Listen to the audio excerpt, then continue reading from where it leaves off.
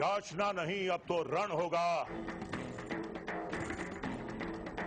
जीवन जय या की मरण होगा।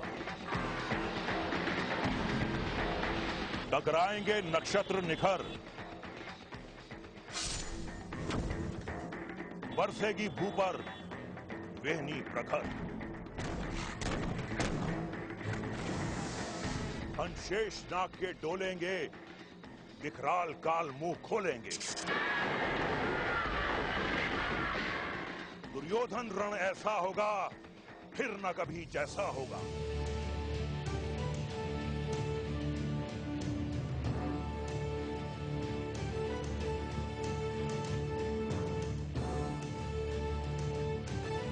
और रण हुआ 2 साल नहीं, बल्कि पूरे 90 साल का ये रण। और ये गुजरे हुए 90 साल आपके सामने सिर्फ 30 मिनट के लिए आ रहे हैं।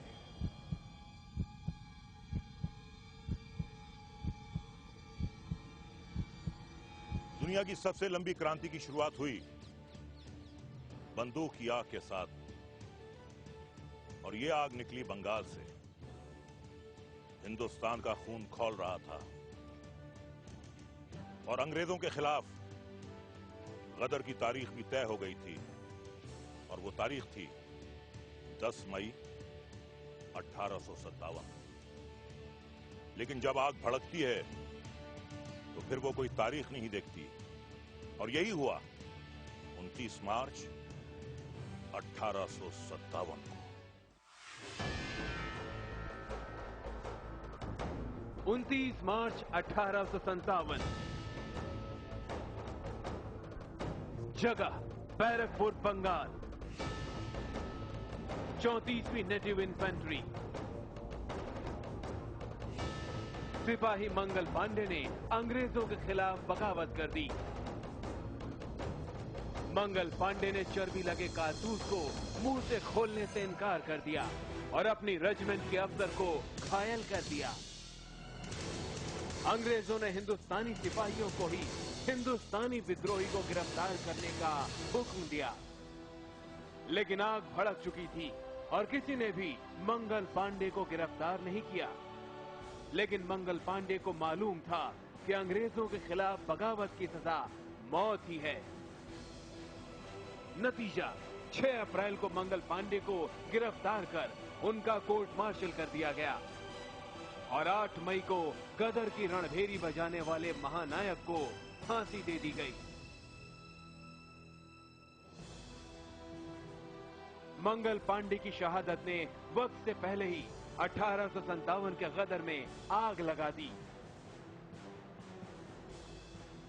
9 मई को मेरठ की एक रेजिमेंट ने बंदूक उठाने से ही इनकार कर दिया और इसके बाद 10 मई को शुरू हो गया गदर, जिसमें हिंदुस्तान की रियासतें कूद पड़ी और अंग्रेजों को नानी याद दिला दी।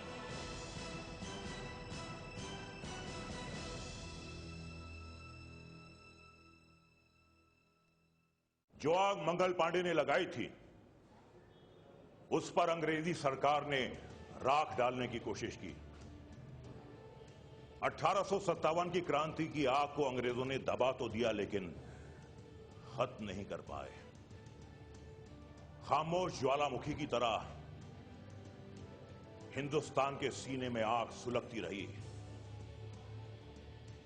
और फिर पैदा हुआ दूसरा मंगल पांडे। बंगाल की धरती पर जन्म लिया इस दूसरे मंगल पांडे ने।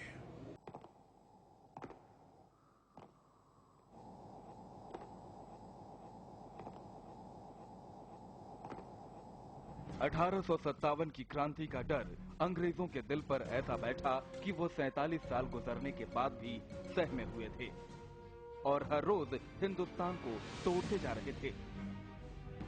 इसी सिलसिले में 1905 में अंग्रेजों ने किया बंग भंग। हिंदुस्तान इस विभाजन से हिल गया और फिर पैदा हुआ मंगल पांडे, इस बार खुदीराम बोस के रूप में।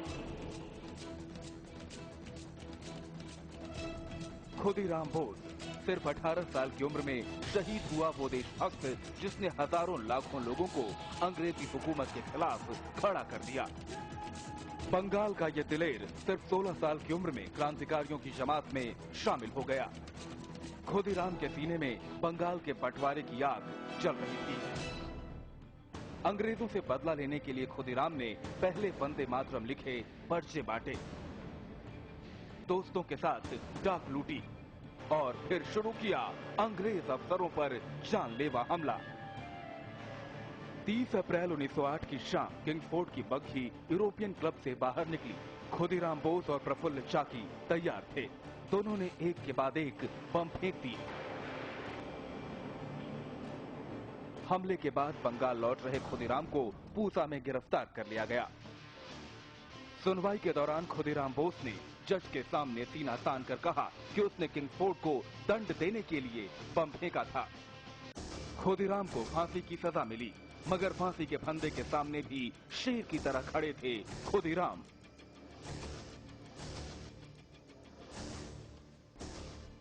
खुदीराम बोस तो शहीद हो गए, लेकिन अपने पीछे छोड़ गए एक ऐसी आग जो हिंदुस्तान की दूसरी महान क्रांति बनने जा रही थी। एक बार फिर भारत माता के सपूत ने 1857 के गदर की क्रांति को दोहराने की कोशिश की और उसका हथियार बना दुश्मन का दुश्मन यानी जापान। मैं जिक्र कर रहा हूं रास बिहारी बोस का, जिन्होंने बनाई हिंदुस्तान की पहली आधुनिक फौज।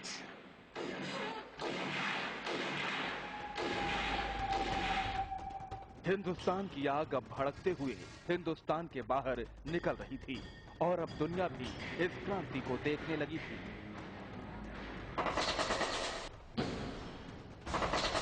1915 में जब पहला विश्व युद्ध चल रहा था, तब रास बिहारी बोस ने 1857 जैसे एक और गदर की योजना तैयार की। रास बिहारी ने ब्रिटिश फौज में क्रांतिकारियों की घुसपैठ कराने की कोशिश की। इसी क्रांतिकारी ने दिल्ली में वायसराय लॉर्ड हार्डिंग पर बम फेंकने की योजना बनाई और इन सबसे अहम जापान में आजादी के लिए एक पूरी फौज खड़ी की। बाद में इसी की बुनियाद पर सुभाष चंद्र बोस ने आजाद हिंद फौज का गठन किया। 21 जनवरी 1945 को आजादी का सपना लिए ही हिंदुस्तान से हजारों मील दूर उनकी मौत हो गई। मौत तो इंसान को आती है, उसकी सोच या उसके मजबूत इरादों की नहीं। जिस क्रांति की आग को रास बिहारी बोस ने लोगों के दिलों में जगाए रखा, उसी आग को उनके साथी और आगे बढ़ाते गए।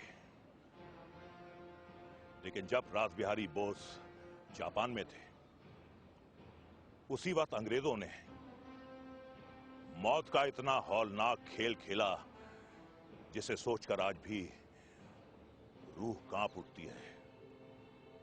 उस क्रांति की आग को बुझाने के लिए उन्होंने बेबस लाचार निहत्थे हिंदुस्तानियों का जिस बेरहमी से कत्ले-आम किया, उसे देखकर पूरी दुनिया हिल गई।